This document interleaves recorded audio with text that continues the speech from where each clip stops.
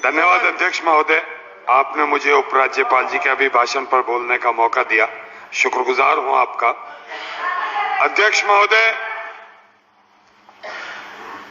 माननीय उपराज्यपाल जी ने अपने अभिभाषण में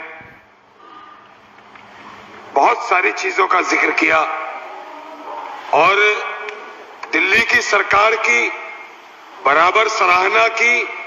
जो उसके अच्छे कार्य थे, जितने कार्य दिल्ली की सरकार ने किए, उन तमाम को उसमें काफी को दर्शाया गया। मैं धन्यवाद देता हूं दिल्ली के उपराज्यपाल को।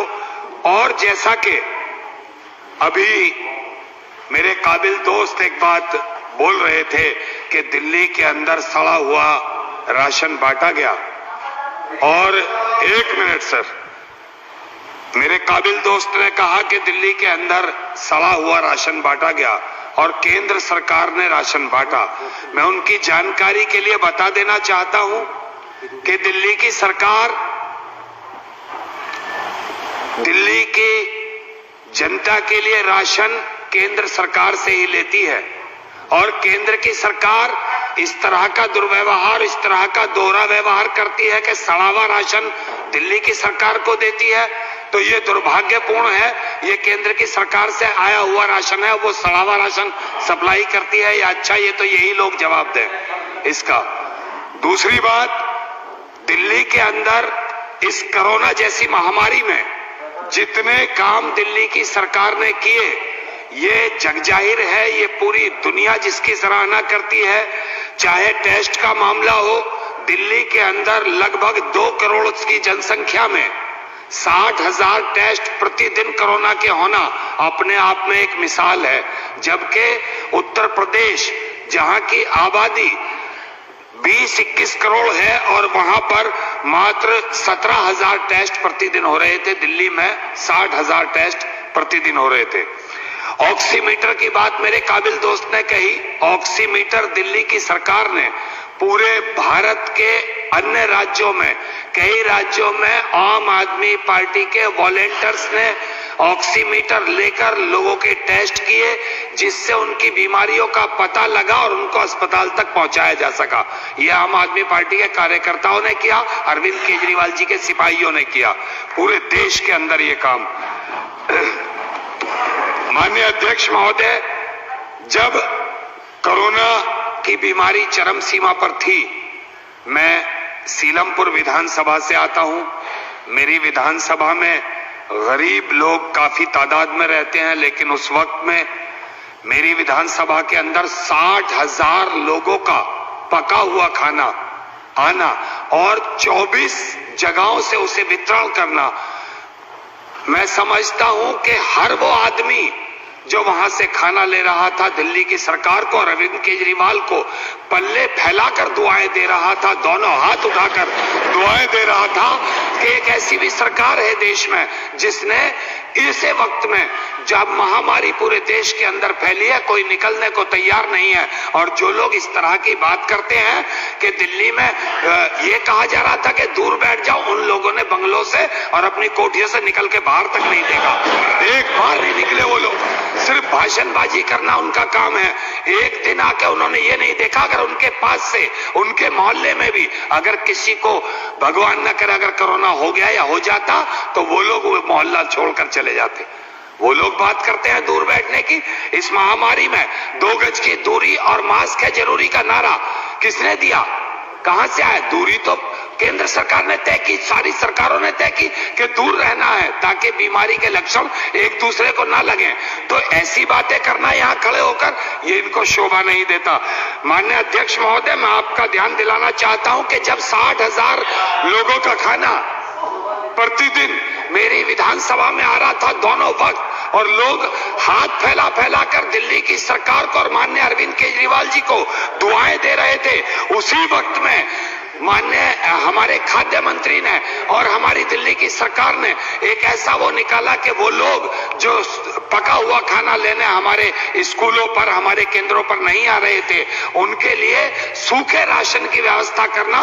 और जो ये कह रहे हैं कि 4 किलो गेहूं और 1 किलो चावल, मैं उनको बता देना चाहता हूं, दिल्ली की सरकार ने साथ में एक किट का प्रावधान भी किया था, जिसके अंदर चना, जिसके अंदर दाल, जिसके अंदर तेल, जिसके अंदर चीनी, जिसके अंदर चाय की पत्ती, वो तमाम चीजें उसके अंदर थी जिससे एक घर का मतलब जरूरत का सामान होता है, वो तमाम चीजें दिल्ली की सरकार ने उस किट के अंदर दी। मैं बता देना चाहता हूं अध्यक्ष महोदय कि दिल्ली की एकमात्र सरकार है जिसने कोरोना योद्धाओं को, जो कोरोना काल के अंदर चाहे वो नर्सेस थे, चाहे वो डॉक्टर्स थे, चाहे वो सफाई कर्मी थे, वो जो भी लोग थे, अगर किसी की उस कोरोना की बीमारी से मौत हुई तो वो पहली एक सरकार दिल्ली की ऐसी सरकार है जिसने 1 करोड़ रुपए की धनराशि उसके परिवार को दी। ये एक आप ऐसा काम है जो पूरी दुनिया में कहीं देखने को नहीं मिला होगा।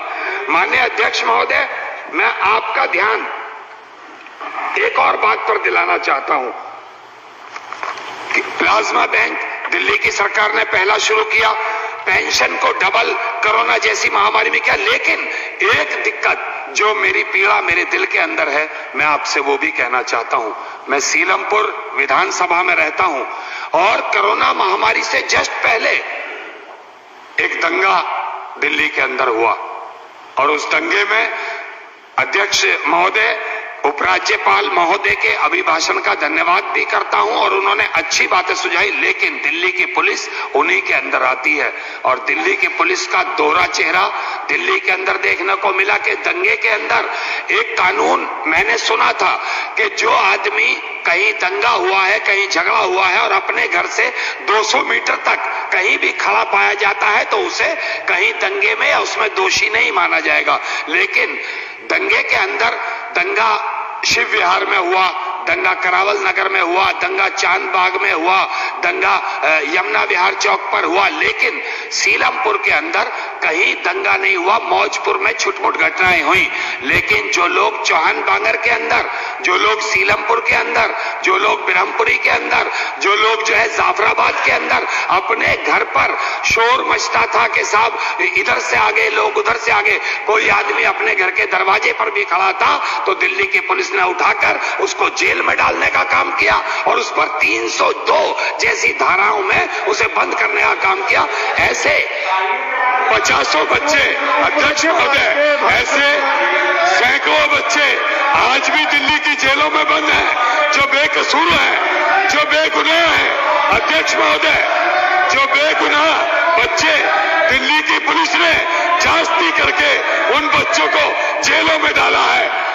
दिल्ली की पुलिस का दोहरा चेहरा, मैं कहना चाहता हूं अध्यक्ष महोदय आपके माध्यम से कि ये एक ऐसी जगह है, ये एक ऐसा मंदिर है कि जहां हम अपनी बात भी ना कह सके, अपने इलाके की बात को ना रख सके तो हम कहां रखेंगे। अध्यक्ष महोदय, मैं आपके समक्ष कहना चाहता हूं कि अध्यक्ष महोदय, दिल्ली की पुलिस ने वो दोहरा रवैया शायद इसलिए अपनाया कि एक समुदाय पर प्रेशर बनाया जा सके, उसके नौजवान बच्चों को उठाकर जेलों में डाल दिया जो बेकसूर थे। मैं आपके माध्यम से कहना चाहता हूं अध्यक्ष महोदय, इसकी गहनता से जांच होनी चाहिए और जो कसूरवार हैं इन दंगों के उन्हें सजा मिलनी चाहिए, लेकिन जो बेगुनाह जेलों के अंदर बंद हैं उनको जेल भेजने वालों को भी सजा मिलनी चाहिए। और अध्यक्ष महोदय, 1-2 लाइनें कहकर मैं अपनी बात को विराम दूंगा और फिर से मैं धन्यवाद देना चाहता हूं।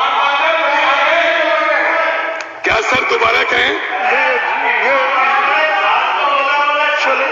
सर देखिए, एक बात कहना चाहता हूं सर, इनका कुछ नहीं है, ये तो लोग सिर्फ यहां इसलिए आके बैठते हैं कि यहां ये सिर्फ शोर मचा सके और थाली बजाने वालों का और दिया जलाने वालों का समर्थन कर सके और कुछ नहीं आपके बस की।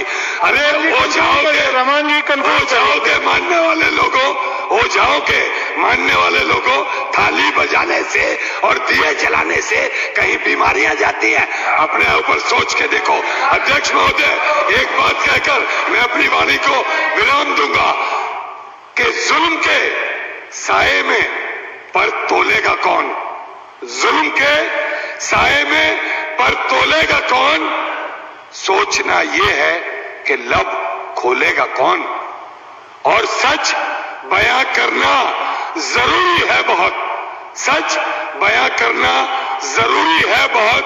और मैं भी चुप बैठा तो फिर बोलेगा कौन? अध्यक्ष महोदय, आपने मुझे माननीय उपराज्यपाल जी के अभिभाषण पर बोलने का मौका दिया, बहुत बहुत शुक्रिया, धन्यवाद। मैं अपनी बात को यहीं समाप्त करता हूं।